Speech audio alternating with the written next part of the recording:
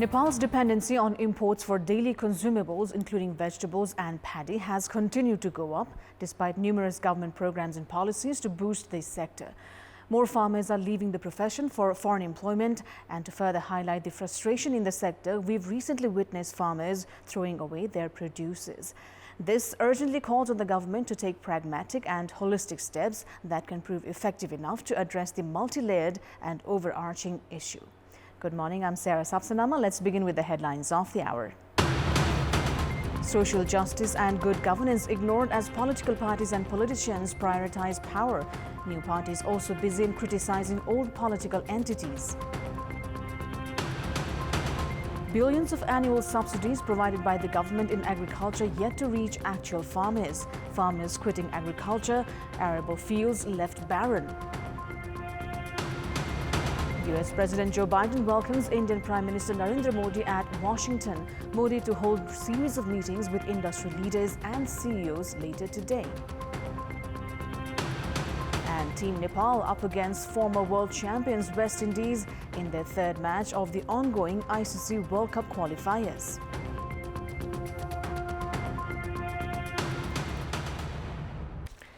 Rashtriya Swatantra Party is celebrating its first anniversary today. The party has scheduled to hold its joint central committee and parliamentary party meeting in a short while.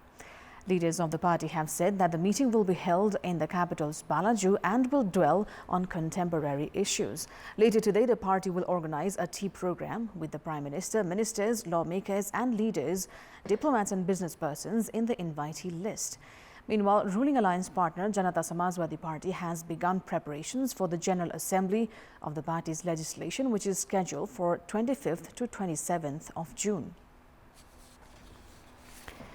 Activities of political parties usually revolve around power. Politicians who are never tired of big talks at the House of Representatives and public programs have not been able to prioritize issues of public concern.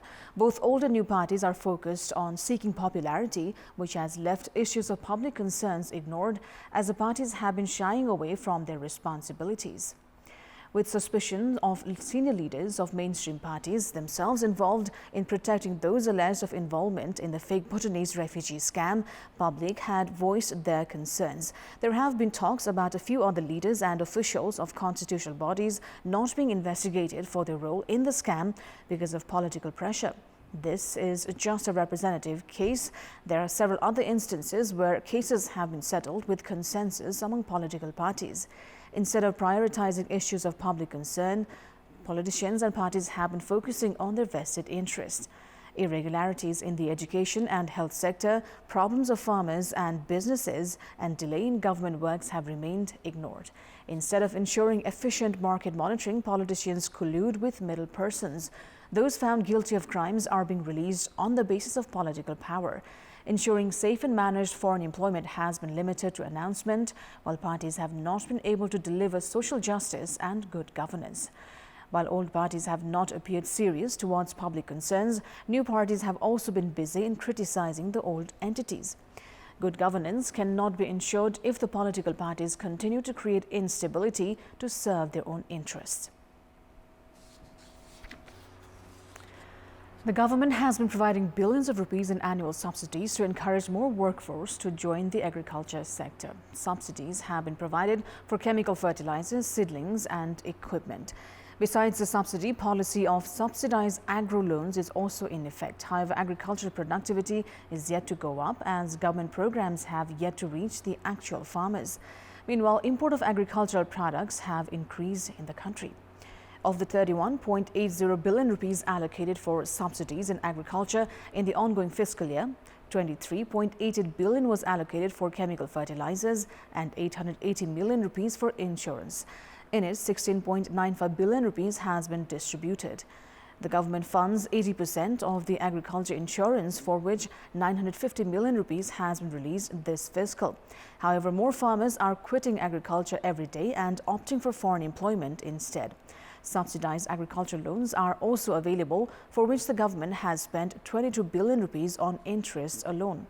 However, compared to the 60% of population that depended on agriculture 5 years ago, only 50% are involved in the sector at present. The government also provides subsidies on machineries, equipment, construction of infrastructures and agro-producers, including sugarcane. But as a limited number of people with access have been reaping benefits, the program has yet to gain momentum. Farmers share grievances regarding not being able to receive the subsidies because of procedural hassles and documentation requirements. Nepal Rashtra Bank says in the 10 months of the ongoing fiscal year, Nepal has imported vegetables worth 14.72 billion rupees, paddy and rice of 50 billion rupees and cooking oil of 15 billion rupees. While the import of agro-producers has been increasing, it is a sad reality that Nepali farmers are compelled to throw their produces in the absence of proper market. In this context, in our Public Voice segment, we've asked people in several provinces what should be done to encourage people towards agriculture sector. Let's take a look at what they had to say. Public Voice. सरकारले चाहिँ सस्तो मूल्यमा ऋण उपलब्ध गराइदिनुपर्छ हामी किसानहरुलाई. सिंचाइको लागि पानी पनि छैन, केही छैन, त्यसको लागि सुविधा नै गरिदिनुपर्छ. माटो परीक्षण गर्न जरुरत देखिन्छ. बजारीकरणको व्यवस्थापन गरिदिनु पर्यो. मल बिउहरू सहुलियत दरमा टाइममा दिनुपर्छ. जसले जति उत्पादन गर्यो त्यसको आधारमा अनुदान दिने कार्यक्रमलाई चाहिँ बोलीमा भाषणमा मात्र सीमित नभएर यो एकदमै व्यवहारमा लागू भयो भने बजारीकरण र व्यवस्थापनको जिम्मा चाहिँ सरकारले लिनु पर्छ. पोखरीहरु निर्माण जस्ता सिंचाइको मर्मतहरु यिनीहरु काम गरिदिनु पर्यो. सरकार लगायत अनेक संघ संस्थाहरूले कृषि बिउ बिजन लगायत मलजल अन्य आधुनिक उपकरणहरु व्यवस्था मिलाइदिएमा कृषि पेशाको लागि नि सरकारले अनुदानको व्यवस्था गर्ने भएछ नि हुन्थ्यो. पेशा ग्यारेन्टी वा चाहिँ पेन्सन जस्ता सुविधाहरू राज्यबाट त्यस्तो सुविधाहरू उपलब्ध गराउँदा राम्रो हुन्छ. समयमा बिउ दिनु पर्यो. पानीको सिंचाइको लागि धेरै नै व्यवस्था गर्नुपर्छ. उब्जाएका बालीहरू झर्छन् त्यसको लागि बीमा सही तरिकाले गराउनु पर्यो. किसानहरुलाई पेन्सनको व्यवस्था गरिदिनु पर्यो. मल बिउ बेलामा टाइममा पुगाउनु पर्यो. बाँदर बँदेल निरन्तर गर्न पर्यो. व्यावसायिक तालिम दिन पर्यो. कृषिमा आधुनिकीकरण ल्याउनु पर्छ. किसानले गरेको परिश्रमको डाइरेक्ट किसानले बेच्न पनि पाउनु पर्यो.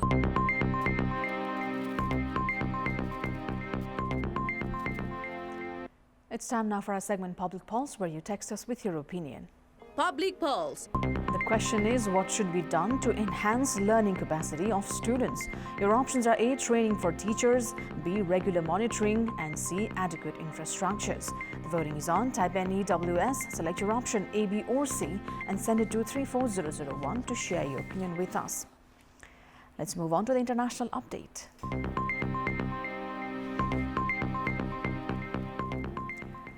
Indian Prime Minister Narendra Modi was today hosted by US President Joe Biden and First Lady Jill Biden for a private dinner at the White House. They were joined by US National Security Advisor Jake Sullivan and his Indian counterpart Ajit Doval. In Washington, Indian Prime Minister Modi was greeted with a ceremonial welcome and guard of honor at the Andrews Air Base. The national anthems of both the countries were played. Joe Biden and First Lady Jill Biden welcomed Modi to a White House decorated with peacocks and lotus blooms, where they hosted a vegetarian dinner. According to the White House, the Prime Minister, the US President and the First Lady also enjoyed a musical tribute to the regions of India. Today, Modi will hold a series of meetings with industry leaders and CEOs. He has met Micron's CEO Sanjay Mehrotra and will be meeting General Electric Chief H. Lawrence Culp Jr. and Chief of Applied Materials Gary Dickerson, names that have raised speculation about big announcements. In the evening today, he will address a joint sitting of the US Congress. This will be his second address to a joint sitting, a first for an Indian and a rare honor. Modi had landed in New York yesterday to a rousing welcome from expat Indians and later held a series of meetings with Nobel laureates, academicians, industry leaders, authors, mathematicians and medical professionals. Now, the team searching for the Titanic submersible, which went missing on Sunday while on a dive to see the Titanic wreck site, have expanded their search area. The U.S. Coast Guard has said more noises have been heard as they continue the search operation. The officials have said they do not know what the noises are, but that the teams are looking in that area. The search is now twice the size of the U.S. state of Connecticut, and the subsurface search is 2.5 miles deep. The officials talking to reporters said they were optimistic and hopeful. The crew are thought to have less than 20 hours of oxygen left based on a previous estimate. Contact with the sub, which has 5 people on board, was lost on Sunday as it made 12,500 feet descent, in fact, to the Titanic wreck. The death toll from a riot at a women's prison in Honduras has risen to 46 as anxious relatives demanded information about the fate of incarcerated family members. According to a spokesperson for the public prosecutor's office, identifying victims had been a challenge as many of the bodies were shot. On Tuesday, Honduran President Xiomara Castro said on Twitter the riot had been planned by gang members with God's knowledge, adding that she would take drastic measures to address the deaths.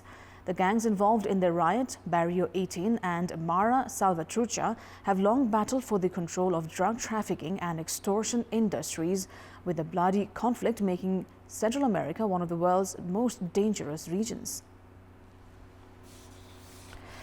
French President Emmanuel Macron is to host world leaders and experts in Paris for a climate summit aiming to pin down a roadmap for easing the debt burdens on low-income countries while freeing up more funds for climate financing. The summit will bring dozens of leaders together in the French capital to forge a top-level consensus on how to progress a number of initiatives currently struggling in bodies like the G20, IMF, World Bank and United Nations, and dignitaries from countries that are heavily battered by extreme weather and climate change.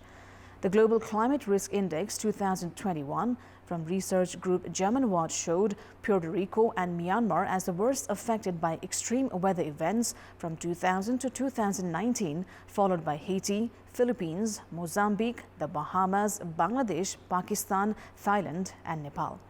Ranging from debt relief to climate finance, many of the topics on the agenda take up suggestions from a group of developing countries led by Barbados Prime Minister Mia Mottley, dubbed the Bridgetown Initiative. Although binding decisions are not expected, officials involved in the summit's planning said that some strong commitments should be made about financing poor nations. Welcome back. It's time now for the sports update. Sports news.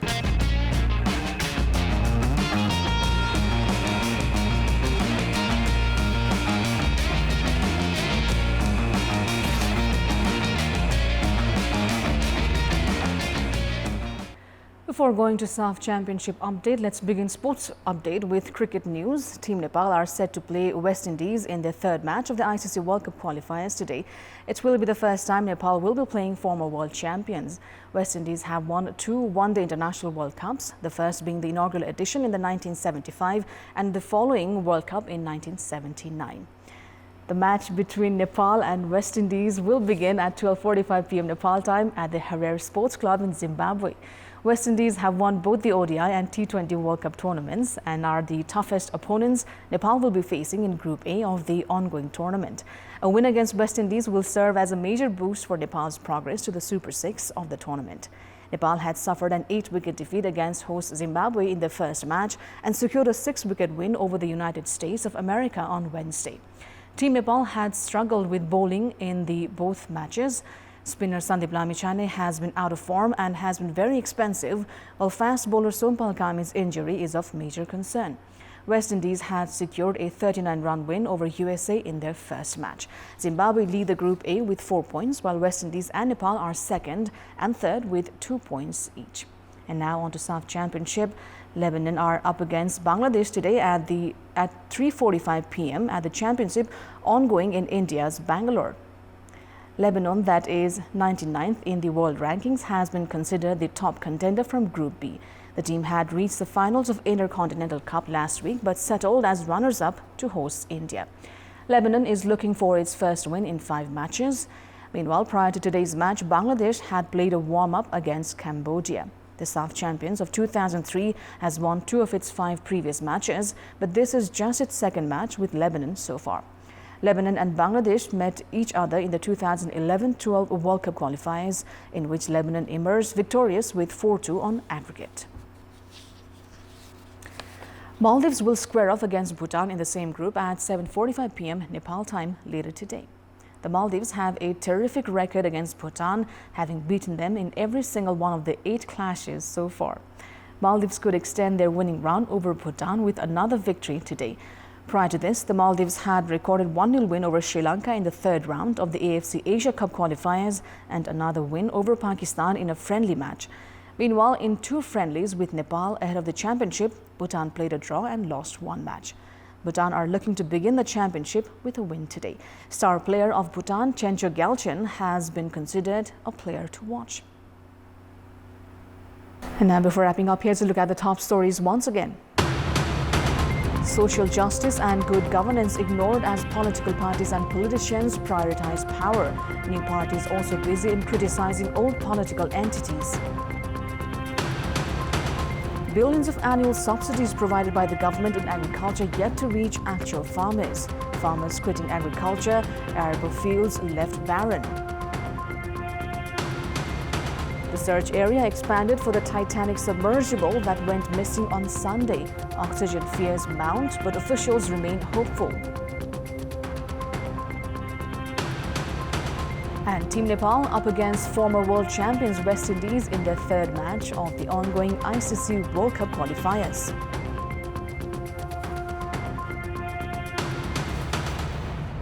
And that is all for the moment. Thank you for watching. Bye for now.